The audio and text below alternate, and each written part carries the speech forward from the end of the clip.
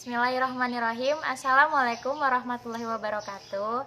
Perkenalkan, saya Jihan Putri Rianto dari kelas 3 ke 4 Perguruan Diniah Putri Lampung. Pada hari ini saya akan micro teaching pelajaran akidah akhlak dengan tema adab terhadap teman dan saudara.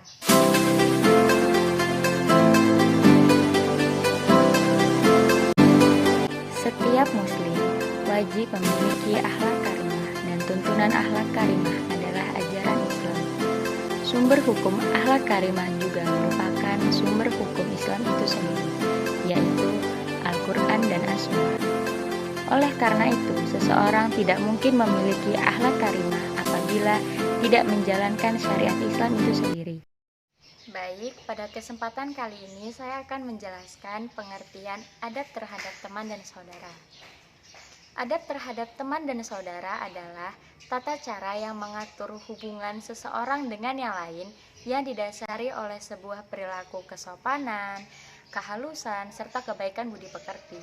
Dengan beradab, maka persaudaraan yang dibina akan menjadi semakin erat dan saling menghargai satu dengan yang lain. Baik, sebelum melanjutkan pelajaran selanjutnya, di sini saya akan menjelaskan pengertian teman sebaya.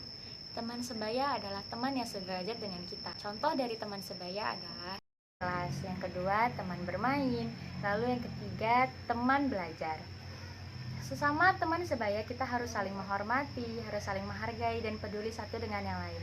Jika kita beradab baik dengan teman sebaya, insya Allah kita akan memiliki teman dimanapun kita berada. Adab dengan teman sebaya adalah yang pertama, saling mengucapkan salam dan tersenyum jika bertemu. Yang kedua, saling menghormati dan saling peduli satu dengan yang lain.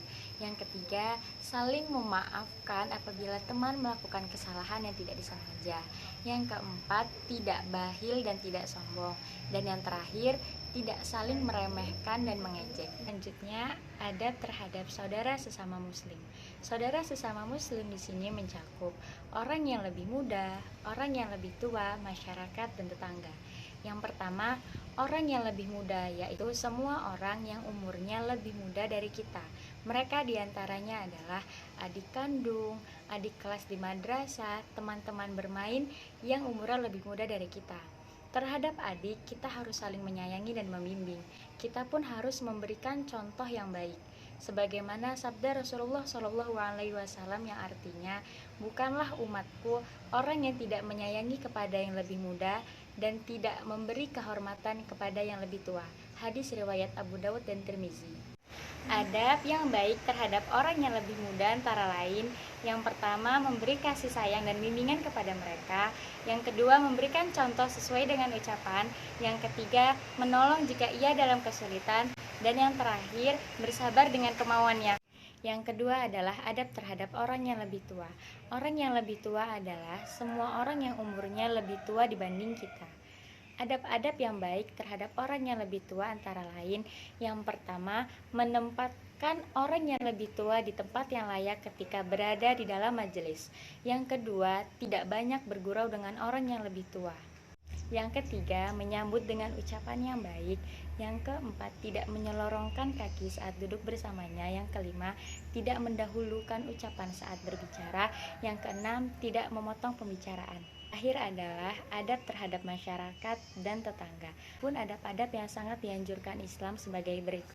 Yang pertama, memuliakan tetangga dan tidak menyakiti mereka. Yang kedua, memulai salam. Yang ketiga, selalu ceria dan tersenyum saat bertemu. Yang keempat, menolong ketika ia dalam kesulitan. Yang kelima, memberikan penghormatan. Yang keenam, lemah lembut dalam menasehati. Yang ketujuh, menutupi aib. Dan yang terakhir, saling berkunjung. Cukup sekian materi yang dapat saya sampaikan, semoga dapat bermanfaat. Wabillahi taufiq wal hidayah. Wassalamualaikum warahmatullahi wabarakatuh.